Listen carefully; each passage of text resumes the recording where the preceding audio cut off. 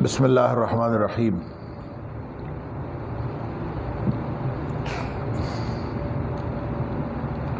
سوال یہ ہے کہ مقامی عالم کے ہوتے ہوئے مسافر عالم کو قصر نماز یعنی دوگانہ کے لیے آگے بطور امام بنانے کے بارے میں کیا جواز ہے؟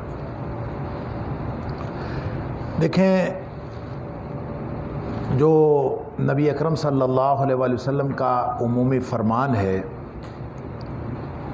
امامت کا اگر مسئلہ آئے اور اس میں مسافر بھی ہوں اور مقامی حضرات بھی ہوں، اور خاص طور پہ جس مقام پہ آپ موجود ہیں، چاہے وہ گھر ہے اور چاہے وہ مسجد ہے، وہاں پہ کچھ میزبان ہوں، کچھ مہمان ہوں، تو امامت جو ہے وہ بنیادی طور پر ایسی سچویشن میں صاحب بیت، جو صاحب البیت ہے، جو گھر والا ہے، جو میزبان ہے، وہ امامت کرانا اس کی ذمہ داری ہوتی ہے اور اس کا حق ہے۔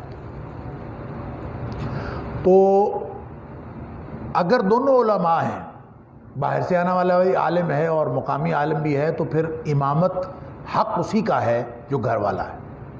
یا یوں کہہ لیجئے کہ ایک مسجد کا امام ہے، دوسرا کوئی مسافر امام ہے، کسی اور مسجد کا، کہیں اور سے آیا ہے، تو نماز پڑھانا حق کس کا ہے؟ مقامی امام کا۔ لہذا حق کا تعین تو اسی طرح ہوتا ہے۔ البتہ اگر کوئی باہر سے تشریف لانے والا مہمان وہ زیادہ عالم و فاضل ہو، زیادہ بڑا عالم ہو، تو پھر صاحب البیت کی اجازت سے اس کو امام بنایا جا سکتا ہے۔ اس کی وجہ یہ ہے کہ نبی اکرم صلی اللہ علیہ وآلہ وسلم جب کبھی جہاں کہیں بھی تشریف لے جاتے تھے، آپ خود ہی امام ہوتے تھے۔ ایسا کبھی نہیں ہوا کہ نبی کریم صلی اللہ علیہ وسلم نے کسی مقام پر جا کے نماز پڑھی ہو تو آپ نے مقامی امام کو تلاش کیا ہو، یا جو مقامی لوگ ہیں ان میں سے کہا ہو کہ آپ میں سے جو امام ہے وہ آگے ہو جائے۔ ایسا کبھی نہیں ہو۔ کیوں؟ نبی اکرم صلی اللہ علیہ وآلہ وسلم کی فضیلت کا مقابلہ تو کوئی امتی نہیں کر سکتا، لہذا نبی اکرم صلی اللہ علیہ وآلہ وسلم خود ہی امامت فرماتے رہے۔ اب اگر کوئی امتیوں میں سے بھی یہ سچویشن اگر کبھی پیدا ہو جاتی ہے، تو نبی اکرم صلی اللہ علیہ وآلہ وسلم تو نبی تھے، ان کو تو نہ کسی سے اجازت لینے کی ضرورت تھی، نہ کسی کے حق حقوق کا اظہار کرنے کی ضرورت تھی، لیکن نبی اکرم صلی اللہ علیہ وسلم نے جو اسوہ چھوڑا ہے وہ یہی ہے کہ آپ جہاں بھی تشریف لے جاتے تھے آپ خود امام ہوتے تھے، اور اس کے علاوہ بھی جو امیر بنا لیا جائے اسی کو امام ہونا چاہیے۔ لہٰذا کسی موقع پر کوئی امیر جو کسی ایک علاقے کا امیر ہے، وہ اگر کسی دوسرے علاقے میں گیا ہے یا اپنے ہی ایریے میں کسی ایسی جگہ پہ جہاں پہ وہ خود مسافر ہے، تو امامت وہی کرائے گا جو علم و فضل کے اعتبار سے زیادہ ان کو لیڈ کر رہا ہے، جو امام ہے ان کا۔ اصل میں ہم جب امام کی بات کرتے ہیں تو ہم صرف سمجھتے ہیں کہ یہ جو پیش امام ہوتا ہے نا، مصلی پہ کھڑے ہونے والا، صرف وہ امام ہے۔ حقیقت بات یہ ہے کہ مسلمانوں کا امام وہ ہوتا ہے جو ان کے جملہ امور کا امیر ہوتا ہے۔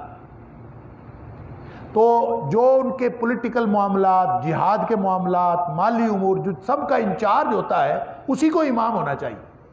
اگر ملکی لیول کا کوئی اجتماع ہو تو ہمارے وزیر اعظم کو امام ہونا چاہیے، اور اگر صوبائی لیول کا کوئی اجتماع ہو تو ہمارے وزیر اعلیٰ کو امام ہونا چاہیے۔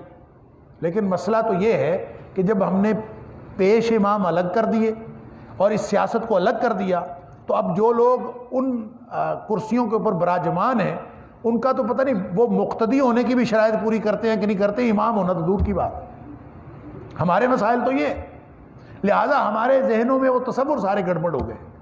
تو ظاہر ہے کہ اگر کوئی ملک کا جو یا کسی صوبے کا جو امیر ہے یا گورنر ہے، تو وہ اگر کسی اپنے علاقے میں سفر کر کے جائے گا اور وہ مسافر ہوگا تو نماز تو وہ پڑھائے گا نا، نماز پڑھانا پھر اس کا حق ہے۔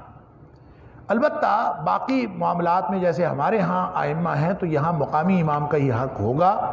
مقامی امام کے اجازت سے مسافر امام نماز پڑھا سکتا ہے، اس لیے کہ ایسے مواقع آئے کہ مسافر امام نے نماز پڑھائی اور اس کے پیچھے مقیم مقتدیوں نے نماز پڑھی اور انہوں نے اپنی نماز مکمل کر لی۔ نبی اکرم صلی اللہ علیہ وسلم بھی ایسا فرماتے تھے کہ آپ جب نماز پڑھاتے تھے تو آپ فرما دیتے تھے کہ ہم مسافر ہیں اور مقامی حضرات جو ہیں اپنی نماز مکمل کر لیں.